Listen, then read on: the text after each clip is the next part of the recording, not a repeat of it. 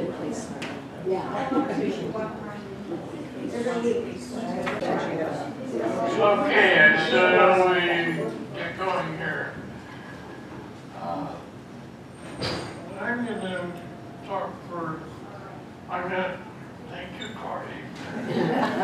I'm gonna talk for a couple minutes and then Corie will introduce Jeff and we'll get underway. What does the Petey Greene Prisoner Assistance Program do? Why is it very much needed? How did it come to be established? Our speaker today, Jeff Abramowitz, will answer first two of these questions.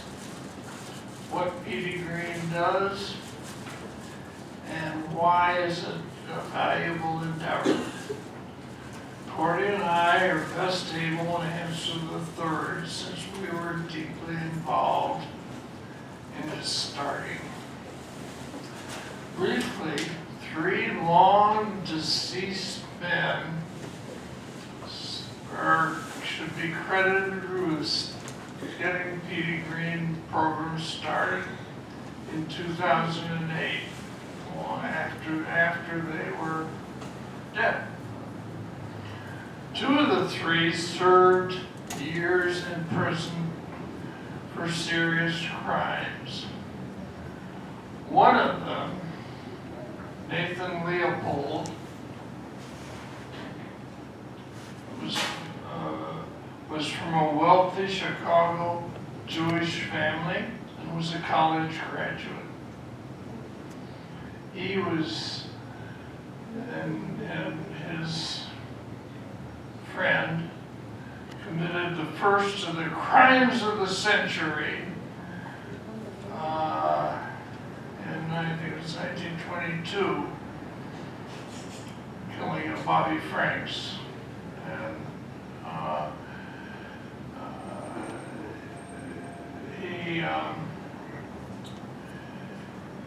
as I said, he came from a wealthy Chicago family, college graduate.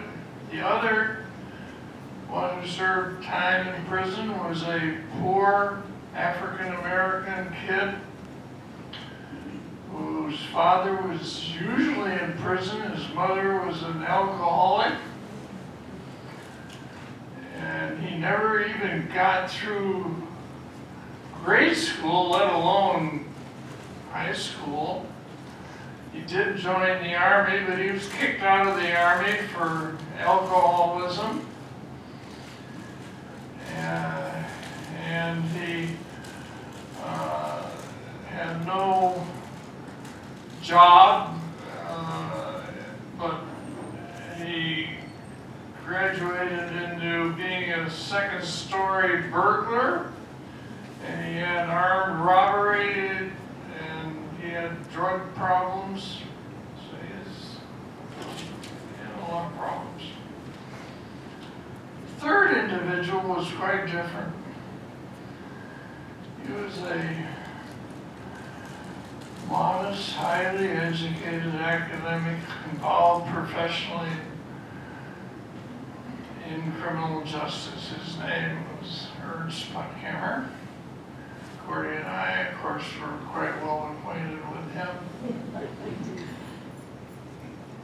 And these are the 3 ones who deserve credit for the Petey Greene project getting going. Now,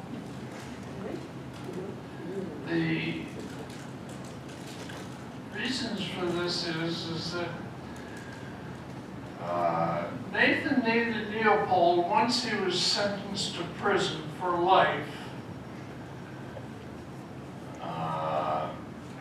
got to prison and was not just a model prisoner, but he set up the education program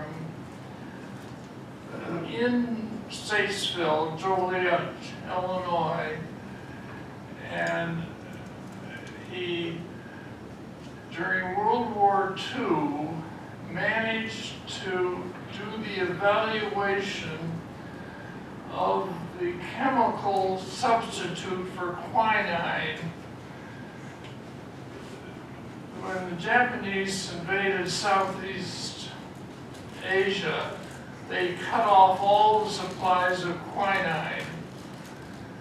And the Allies, the Americans knew that their invasion, that when they got to invade the islands or the Southeast Asia, that the malaria would be a hell of a big problem without quinine to suppress malaria. So they set some universities into coming up with a chemical substitute for quinine, and the University of Chicago was one of those. But how do you test what they've come up with? Well, they went to Statesville, and prisoners they had to volunteer, but they had to have quality testing on quantities, frequency of administered after they had been bitten by the mosquitoes to get malaria.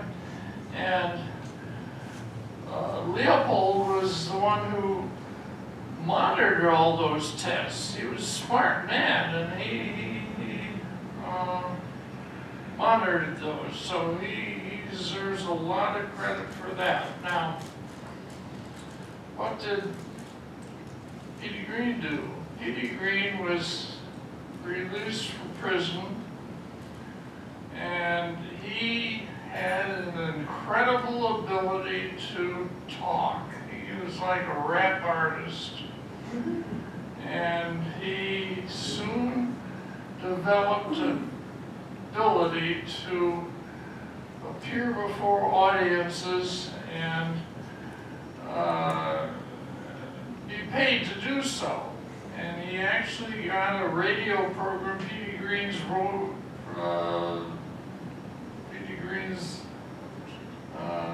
was it? Petey Greene's Washington. Petey Greene's Washington, and then it was a television program daily, and then he went to New York. He was on ABC in New York for a while, so he had great success in that way. And after his release, my father. Of course, I could go on and length, but I try not to do that. My father was just, as an old man, of course, I knew about Nathan Leopold because when he was a young, in the 1920s, instructor at the University of Chicago Law School, Nathan Leopold really be open to some of the things that I'm going to be suggesting and talking about, because it's a very different world today.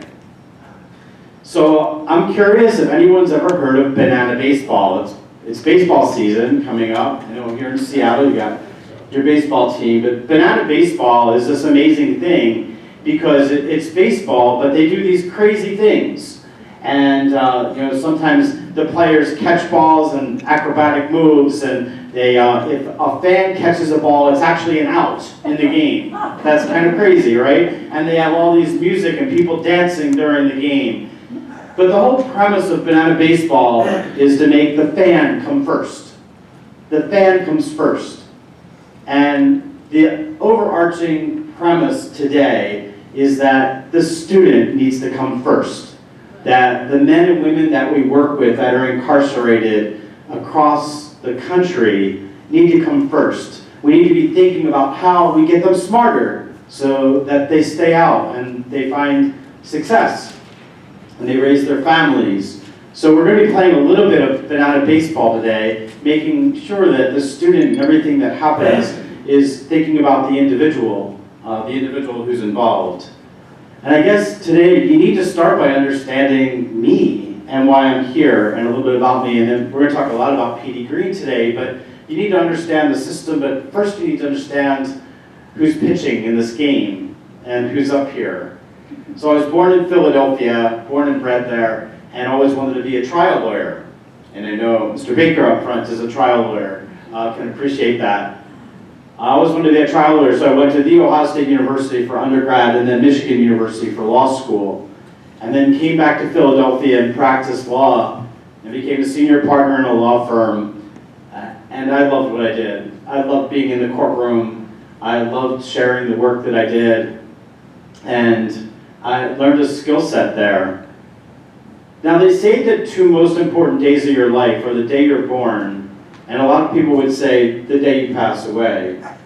And I would say that's probably not correct.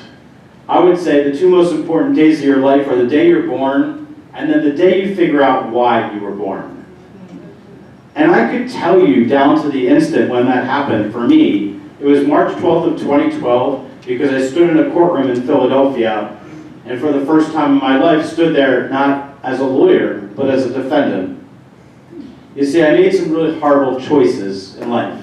I think we all make choices in life. We don't make mistakes. Einstein has a great line. He said, if you make 10 bad choices a day, you're just not trying hard enough. Because that's how you learn.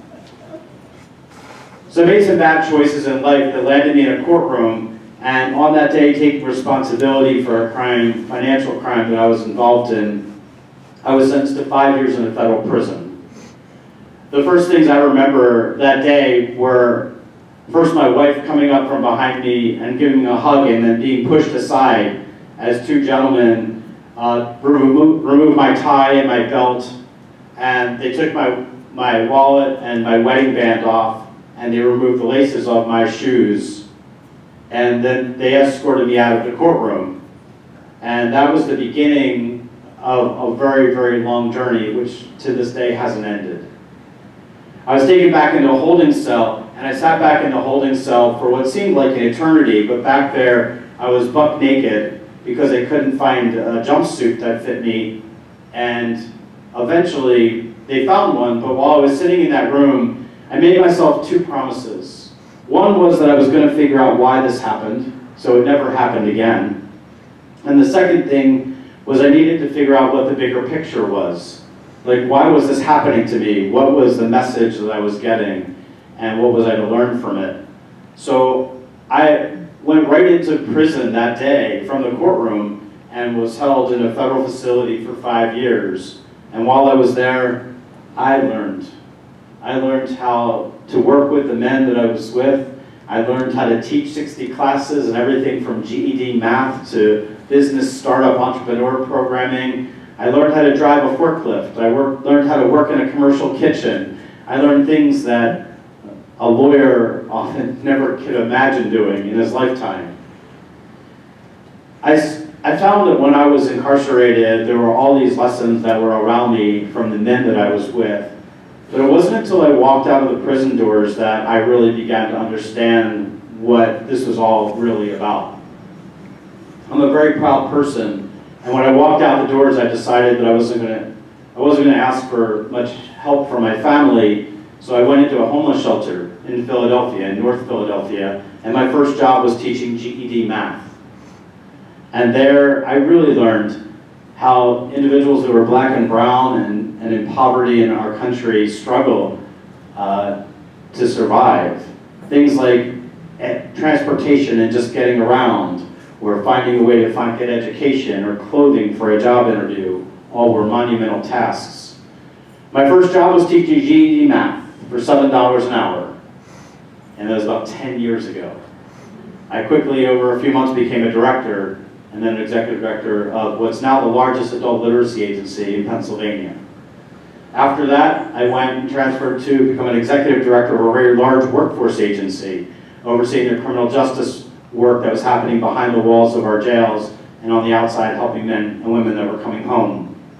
And then finally 3 years ago, I was blessed to find my real roots, which were at the Petey Greene program, and thanks to Charlie and Corie. The Petey Greene program is this amazing organization, as you're going to hear, and I'm going to talk in detail about it, but the journey only started with them because over the past 5 years, I've been a subject matter expert for the U.S. Department of Education. I currently serve as a subject matter expert for the U.S. Department of Justice. I am on numerous boards around the country and speak across the country on the issues of criminal justice, adult literacy, and workforce development. I sit on the Coalition for Adult Literacy, Adult Education in Washington, Corie, and chair their strategic initiatives across the country.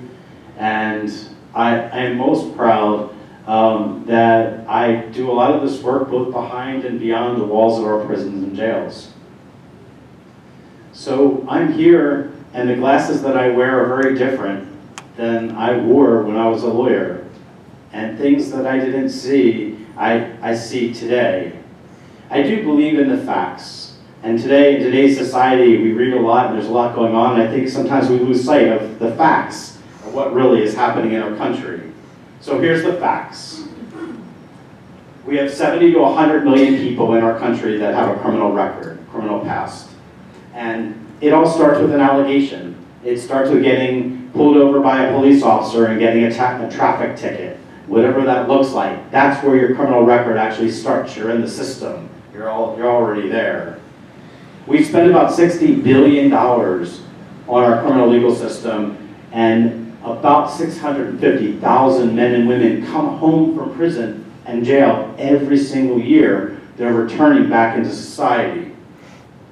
Harsh reality is about 2/3 of those individuals will find their way back inside the prison and jail with less than 3 years. We know that there are certain things that can stem that tide. We know that that of the people that are being released, that 94% of those people remain unemployed up to a year after they come home. We also know that students inside the walls participate in job training, and there are educational support systems that are in place, including higher education now. We also know that 60% of all jobs in the country require more than a high school diploma, so education becomes really key. We also know that there are over 40,000 barriers to people coming home that we should be thinking about. How do we support them? There was a woman that came into my classroom once, and she was missing class on a pretty regular basis, and it took me a good hour to drag from her what was going on.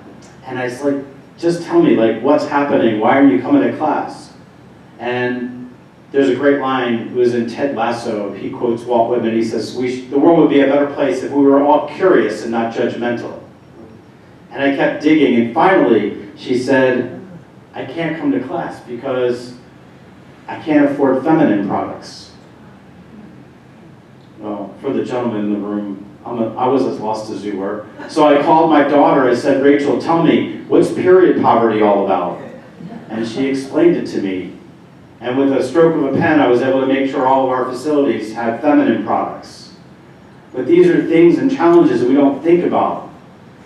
Those barriers from housing to addiction support to just finding a career opportunity are all over.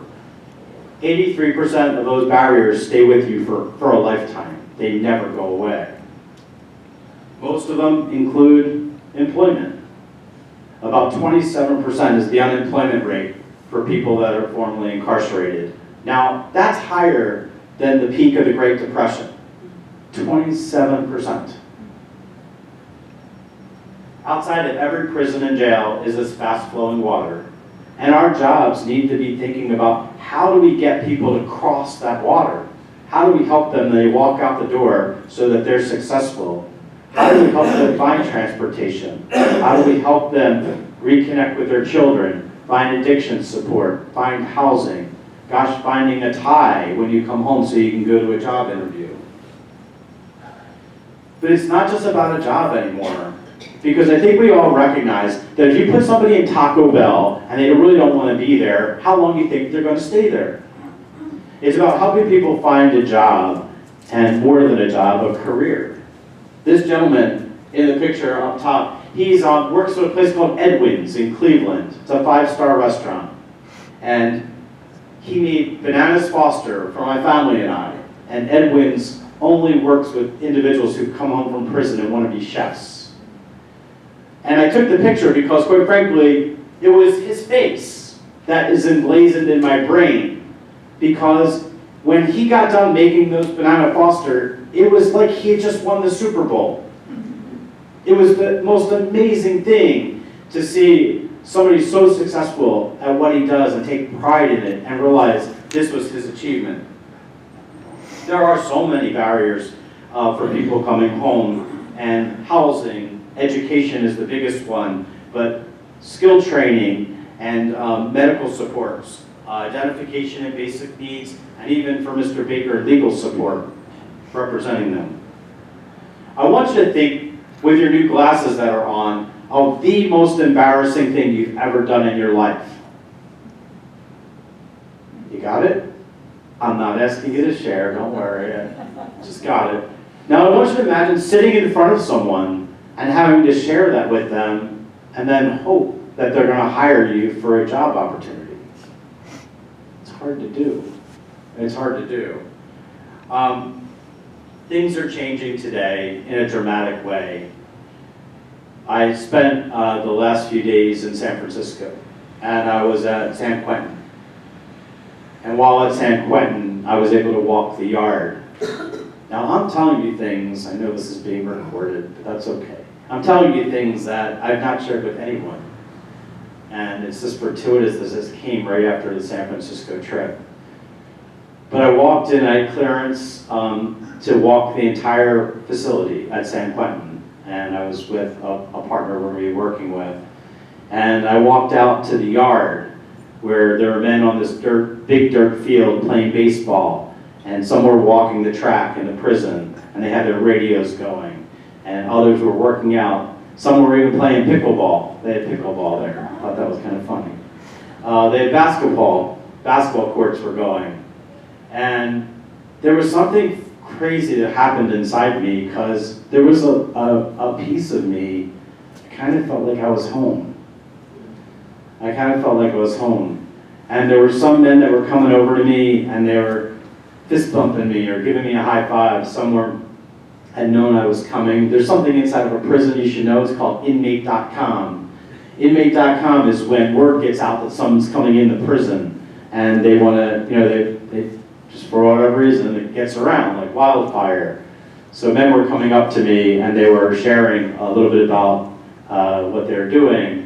And there was one section of the prison that works with dogs, and each person inside has a dog that they're training for special needs and rescue dogs, and they were training them. And these men just lit up when I came in. They all ran up and had their dogs whipped next to them, and they were sharing their dog story and where they were in their trainings.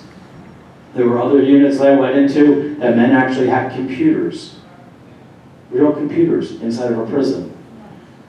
I have to say that one of the most things I'm proud of, you'll hear about Petey Greene in detail in a second, but one of the most things I'm proud of is that at Petey Greene, we have a gentleman who's serving 10 years inside of a state facility in Maine.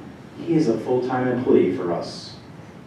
He is brilliant, and he's working with the men inside that facility. And you know what's wonderful about it? Is that when there's a lockdown or something bad happens inside, learning continues. We have an instructor that's inside already. So I tell the story because I was on the yard, and I'm standing on the yard and I'm looking out at one side of this old prison. And then I turned to the right, and to the right were these two amazingly beautiful buildings that looked like they were on a brand new college campus. The governor of California spent $250 million building these two buildings. And one building houses a brand new library, a law library, and a general library for the men that are there, and an education center. And the other building is a tech center. And in the tech center are labs with computers in them, with the newest technology. And a podcasting studio and a radio studio, so people can learn the art and craft of podcasting. And it was surreal because the men were so excited, and they were all talking about the classes they're going to be taking. So the point is that in the work that I do, there is no question that the most impactful thing that anyone that is touched by our justice system can get is an education. And I mean education, mean just getting smarter. Digital literacy, teaching people how to use computers, financial literacy, learning how to handle money when they get out, getting a career, a skilled trade, so that they know how to weld, or they could be a roofer, or they could be a plumber, or they could be anything they want. They could be a CEO if they wanted to, right? I think I've proven that out. There are all these things, but the world's changing now. We're beginning to see that there are things that we could be doing inside of our walls to help people come home. There are 1.9 million people incarcerated in our country today. And the truth is about 400,000 of them haven't even been convicted yet. They're there because they can't afford cash bail. And we live in a cash bail system. So I can't tell you how grateful I am for the two people sitting up here, because they saw something that only now we're seeing happen across our country, which is the importance of embedding education in our prisons and jails, not only behind the walls, but as people walk out, as they come home. And I wish there was a metric that could show Charlie and Corie the impact that they've had on this world. I can't, because it's a very transient population, and there's just no way of possibly documenting this. Yesterday I found out, you're the first to know this, that there's a Lifetime Achievement Award given in Pennsylvania by the Pennsylvania Association of Adult Literacy, Adult Educators. And somebody, I believe it's probably somebody on our staff, nominated me this year. And I'll be receiving the award. Yeah, which is wonderful. That's not why I'm telling you, nor for the applause. I'm telling you because last year, the winner of that award was a black woman who got up, and she was a student of ours. And that was a wonderful thing. She got Student of the Year in Pennsylvania. But that's not the important thing. It was great that she got the award. The important thing was, standing next to her was her 6-year-old granddaughter. Now, if you don't think that that child is more likely than not to get her high school diploma, to follow grandma and go on to college, and to get a college degree, you're sorely mistaken. Those are the metrics that I need to try to find to get to Charlie and to our board of directors, and need to be able to tell those stories of how important education is in the work we do. So your question might be, well, how do we do it? Well, we currently are, from the little thing that they started at Princeton University, we are the largest multi-state provider of individualized educational services in the world. And that's crazy, because what we do is so simple. Here's what we do. We take college students and volunteers, even like yourselves, and we train them how to be tutors, how to work one-on-one to get people smarter in whatever that looks like. High school diploma, a college degree, maybe it's a certification program that you want to pass a test for. We just started something recently, very proud of, which is teaching people how to take a test. Do you know how many people that have never been to school or are low in their education level, they get so tense when they take a test, and teaching them test-taking skills is now part of the practices of what we do. But our tutors go inside of facilities. We train them, they go through a training program, and then we bring them inside with us, and then we continue to work with people on the way out as they walk out the door to say, here's what you need to know, and here's how we can help you. And that one-on-one training is so, so valuable. You know why? Because just as you were embarrassed to tell the most embarrassing that's ever happened to you in public, people in general are not really apt to share with you that they don't know how to add, or they don't know the multiplication table, or they don't know how to read very well. In a one-on-one setting, those walls are broken down. And we've started now actually using some of our students that graduate, and they become our tutors. They become our credible messengers inside that are working with people to get them smarter. Our mission is really clear. It's to really support people on their academic journey to get them smarter. And again, we're now starting to do a lot more in workforce development, helping people realize that they need a certification to do some things, and we're going to help you get there by giving you the skills that you need to do it. We're proud of our metrics. I do believe that a person without data is just another person with an opinion. So, our data. We've serviced over 22,000 students. We service over 140 educational sites, and we have over 9,000 volunteers. We're currently in over 40 universities and colleges, including places the likes of University of Chicago, and MIT, and Harvard, and Brandeis. And we're expanding at an amazing clip. About 2.5 months ago, we were awarded the contract for New York City. And we recently began our launch at Rikers Island. We're serving almost 1,300 men at Rikers Island that are there in the most deplorable conditions, but also a place where there's absolutely no programming going on. And we're providing all of the educational support on the island. Super proud of that accomplishment and achievement from that little Petey Greene program you started, Charlie. Our tutors do everything from GED math to adult basic education to English literacy and ESL support, English language learning. Workforce college bridge programming is probably one of our most powerful programs, where we take individuals who want to go to college, and we help them get ready. And I was explaining to Charlie and Corie earlier that our college bridge program, we partner with colleges. We're giving people those prerequisite courses for free. So when they get to college, they still have their Pell Grant funding available to them. And that's something that often individuals use all their Pell Grant funding up on the prerequisites. So it's a stopgap from that happening when individuals come home. We offer it through tutoring sessions, one-on-one, small group, opt-in, pull out, you name it. If any way we can work within the system to get people smarter, then that's incorporated in the model. We also do virtual tutoring now for those places we can't get to because it may be too far away or may be inconvenient. So there's a virtual component of what we do.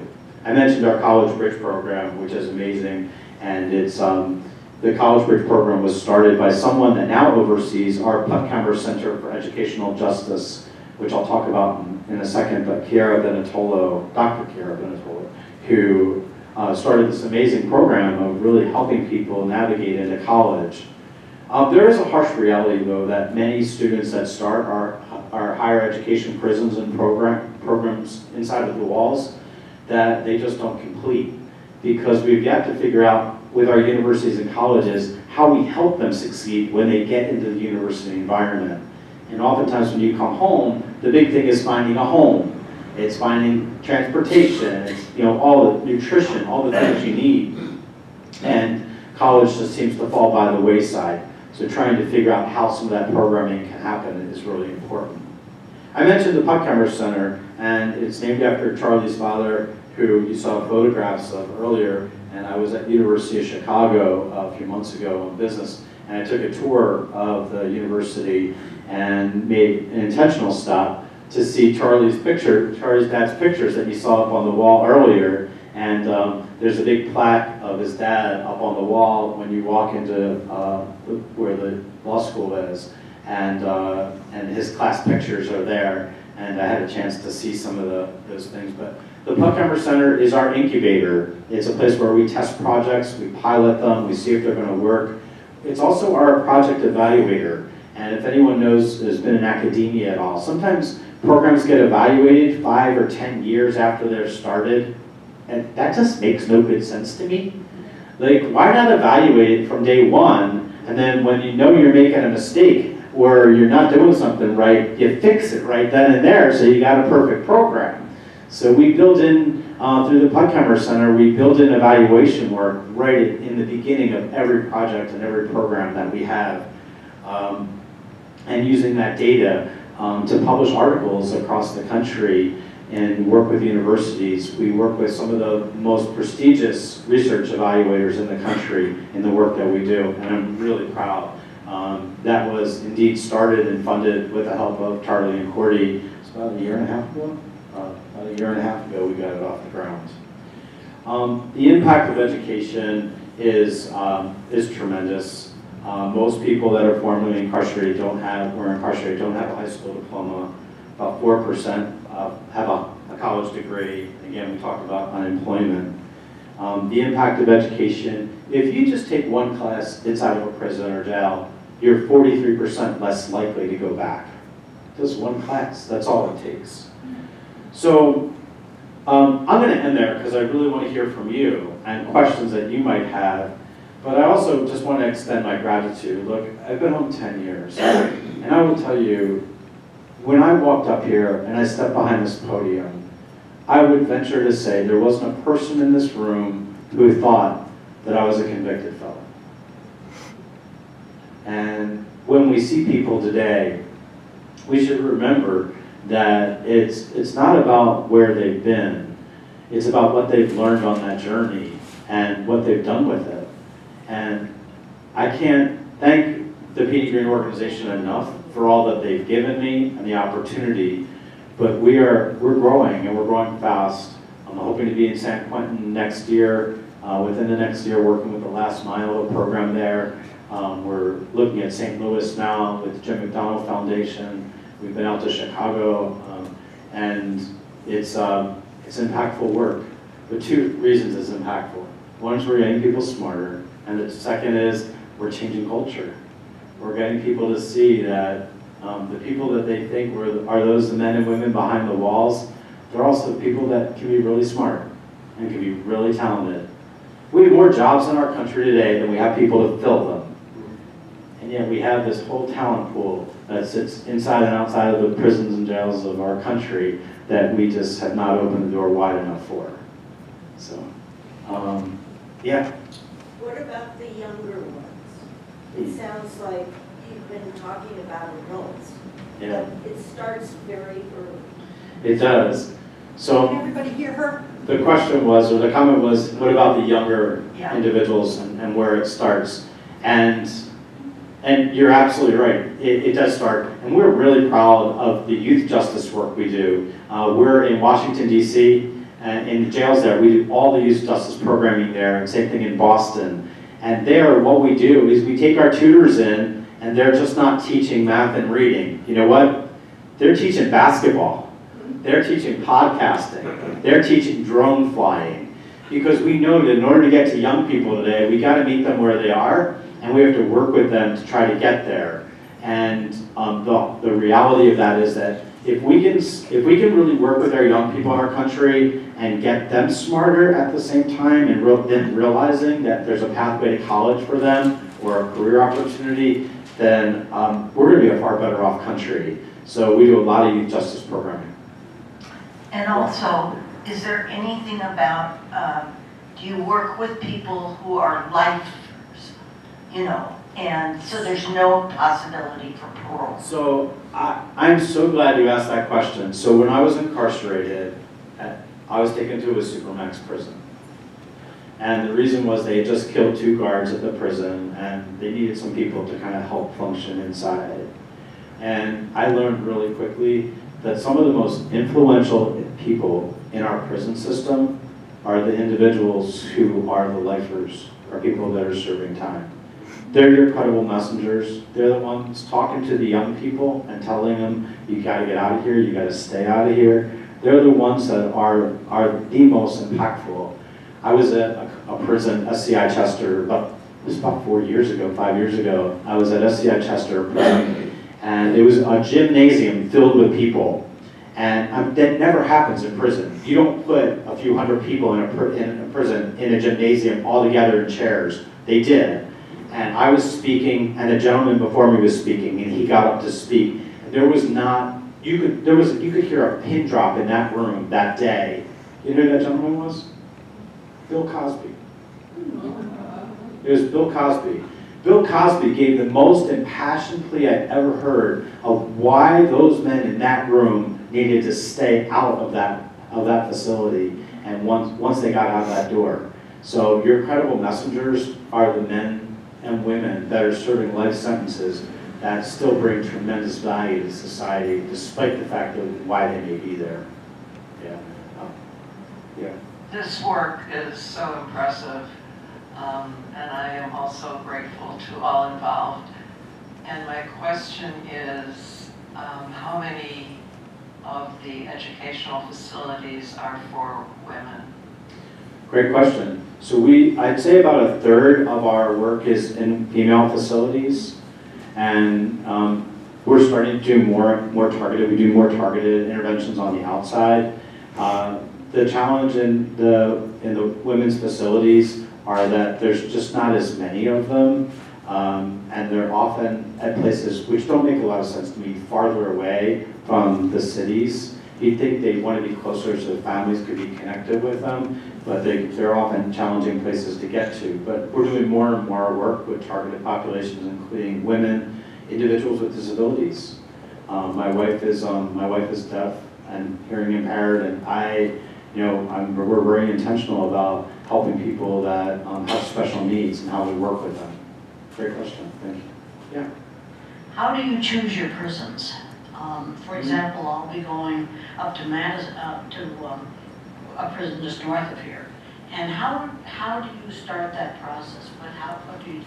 That is a super great question. So yesterday, I was on a national webinar for speaking on that for an organization called Apprenticeships for America. And apprenticeships are a big thing in our country. And I was talking about apprenticeships in prisons and jails and what it might look like in our country. And after I got done the webinar, my phone lit up. Like everybody was calling to see how you get in there. We're really intentional. There's got to be buy-in by the staff and by the facilities. So one of the biggest challenges with programming inside of prisons and jails is the culture of the guards, the culture of the facility. And a lot of times guards and correctional officers are very resentful that why is he getting a college degree when I didn't, or I didn't have the opportunity? Why is it that he's getting to be a welder when that's something I wanted to do? And it's really making sure that they understand that there's a lane for that, and we wanted to think about doing some of that programming. We're intentional when we select our sites, and there's a few things. Number one is it's got to be logistically easier for us to get to. Remember, we're taking college students there. So I can't and we pay for their transportation. So getting a college student 3 hours away, that doesn't work so well. The other thing is there's got to be an appetite inside. There's got to be programming, educational programming there that we can support. And we support everything from vocational training to educational GED or college support. And then there's got to be also some funding. There's a reality of this and of funding that some of our programs are funding federally, some state, some through Charlie. So all of our programs, we need to get funding for. So I think it's working through grants and foundations and getting your name out there. But we're very intentional about where we are, and we'll service any facility that we're able to get into and actually provide some educational support. My goal is to be in all 50 states. We'll get there. So I'd like to make an observation based on very limited experience in a maximum security prison. This was at Walla Walla when my husband was teaching at Women College, and I think I taught English through some program, maybe the community college there, and had some very limited experience through the Walla Walla Mental Health Center. My observation is maybe why your programs are so impactful, because every time an inmate is spending time in a class, tutoring, and this extended to other things like Al-Anon, Narconon, religious studies, a whole bunch of things. It's time they're not spending with other inmates learning how to be better criminals and getting caught up in that culture. So that's a really good point. There's no doubt that when you do, and the correctional officers and the warden at San Quentin acknowledge this, that when you do programming in a facility, educational programming, vocational training programming, digital literacy programming, that the number of violent incidents inside that facility goes down dramatically because you're actually providing them with something to do, some hope, some things that happen. So absolutely, the question that more programming that you have really helps. I'll tell you another story. This is why this is kind of surreal for me, but it happened yesterday. I was at the airport in San Francisco, and I got an earlier flight out here, and I was sitting next to an elderly couple, and the gentleman came up to me, and he said, he was wearing a yarmulke. He was Jewish. I'm Jewish. And he was a little cap. And he came over to me, he handed me a $1 bill. And he said, we have a tradition that we, before the Shabbos or before Friday night or the weekend, we give somebody a charity. We give them charity, and it's not charity, it's just a token of saying, we're thinking of you kind of thing.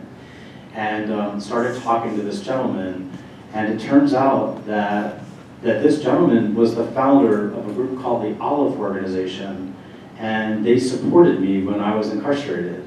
They would send me textbooks in so that I could learn. And when I got out, they actually helped me get to my family so that I could celebrate a holiday when I came home. And what chance in the world would there be of me in San Francisco, not even near my home, in a place that it was the most surreal thing. And I was beside myself when it happened. And I was walking out of the airplane. I haven't told anybody this story. I was walking out of the airplane, and when I got off, and there was a woman, there was a family there, and they were of Indian descent, and there was a baby that was with them. She looked like she was about 6 months old, 7 months old. And the mom and dad were there, and I went over to them. I gave the dad the $1 bill and told him just that it was my way of paying it forward, that he's just put it away for her just as a token. And it was things like that are just meant to be, but they start a chain of events happening, and this whole journey has been like that for me. So I've been blessed that Petey Greene gives me the vehicle or the ability to tell the stories that change the narrative in their country about education and the work that we do. Yeah. How do you go about recruiting your college students to volunteer? Great question.